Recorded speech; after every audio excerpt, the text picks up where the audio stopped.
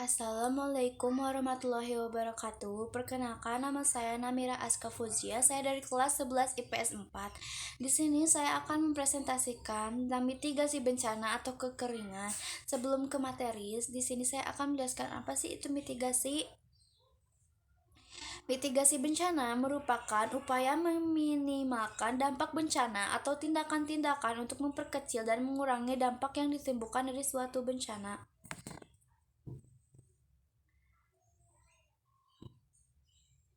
Berdasarkan siklus waktunya, kegiatan penanganan bencana dapat dibagi 4 kategori.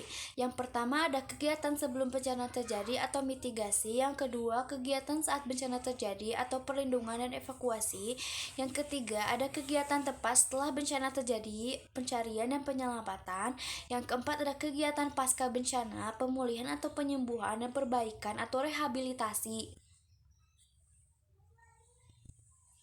Di sini juga ada lembaga-lembaga mitigasi bencana. Yang pertama ada Badan Nasional Penanggulangan Bencana atau BNBP.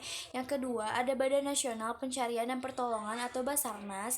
Yang ketiga ada Pusat Vulkanologi dan Mitigasi Bencana Geologi atau PVMBG dan yang keempat ada Palang Merah Indonesia atau PMI.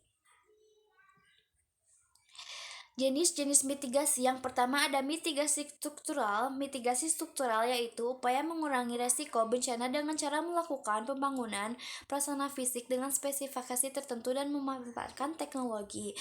Dan ada juga contoh mitigasi struktural diantaranya yaitu yang pertama ada pembangunan kanal khusus untuk mencegah banjir.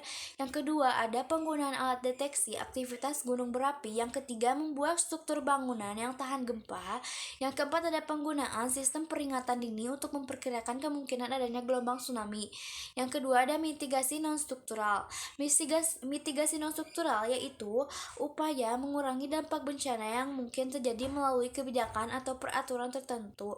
Intinya, mitigasi jenis ini lebih berhubungan dengan perbuatan, kebijakan, dan peraturan yang tujuannya mencegah terjadinya risiko bencana. Contoh mitigasi non-struktural yang pertama adalah larangan membuang sampah ke selokan atau ke sungai. Yang kedua, mengatur tata ruang kota. Yang ketiga, mengatur kapasitas pembangunan masyarakat. Lanjut ke materi kekeringan. Kekeringan adalah salah satu bencana yang terjadi secara alamiah maupun karena manusia. Kekeringan yang terjadi secara alamiah dibedakan menjadi 4, yaitu kekeringan meteorologis, kekeringan hidrologis, kekeringan agronomis, dan kekeringan sosial ekonomi. Kekeringan meteorologis merupakan kekeringan yang disebabkan karena tingkat curah hujan suatu daerah di bawah normal. Yang kedua, ada kekeringan hidrologis terjadi ketika pasokan air tanah dan air permukaan berkurang. Yang ketiga, ada kekeringan agronomis berkaitan dengan berkurangnya kandungan air dalam tanah sehingga pertumbuhan tanaman dapat terganggu. Yang keempat, ada kekeringan sosial ekonomi merupakan muara dari semua kekeringan yang terjadi sebelum karena adanya bencana ini menyebabkan adanya krisis sosial dan ekonomi. Dan juga ada kekeringan antropogenik. Kekeringan antropogenik terjadi karena melanggar aturan yang telah dibuat seperti penggunaan air lebih besar dari ketersediaan air. Selain itu juga disebabkan kerusakan kawasan tangkapan air dan hilangnya sumber-sumber air akibat perbuatan manusia. Penyebab kekeringan bencana kekurangan air dapat disebabkan oleh beberapa faktor antara lain yang pertama ada musim kemarau terlalu lama.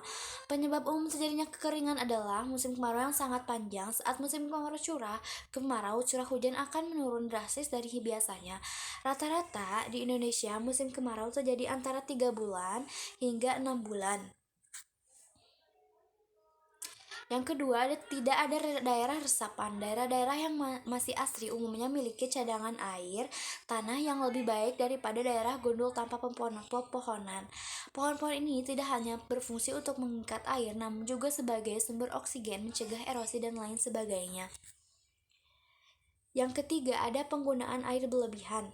Penggunaan air di luar batas kewajaran dapat menyebabkan kekeringan. Air yang digunakan tanpa memperhitungkan kecukupan sumber air untuk melewati musim kemarau akan menimbulkan kekurangan cadangan air pada bulan puncak kemarau. Yang keempat, ada sumber mata air menghilang. Berkurangnya atau hilangnya mata air dapat disebabkan oleh berbagai hal. Antara lain, yang pertama ada perubahan iklim, yang kedua penebangan hutan, yang ketiga keringnya sungai, bawah tanah, dan lain-lain. Yang kelima, ada sumber mata air jauh. Ketika masyarakat bergantung terhadap sumber mata air untuk memenuhi kebutuhan air sehari-hari, maka jika terjadi kekeringan pada sumber yang biasa diambil tersebut, masyarakat tidak dapat lagi memperoleh sumber air. Yang keenam, tidak ada penampungan air. Air merupakan kebutuhan dasar makhluk hidup pada daerah yang kerap mengalami kekeringan. Dampak dan kerugian. Kekeringan merupakan bencana yang memberikan dampak menyeluruh terhadap komponen kehidupan. Tidak hanya tumbuhan akan mati, bahkan ancaman kematian juga dapat terjadi pada manusia akibat kekurangan cairan dan kekurangan makanan karena gagal panen. Ada akibat dari bencana kekeringan, yaitu yang pertama ada kekurangan sumber air minum, yang kedua kekurangan air untuk kebutuhan sehari-hari, yang ketiga ada tanaman dan hewan mati, yang keempat ada bencana kelaparan, yang kelima ada lingkungan kotor, yang keenam ada wabah penyakit, dan yang keenam ada serangga. Cara mengatasi kekeringan, yang pertama ada reboisasi dan penghijauan, yang kedua ada pembuatan waduk atau bendungan, yang ketiga ada menghemat air. Mohon maaf bila ada kesalahan kata atau kekurangan.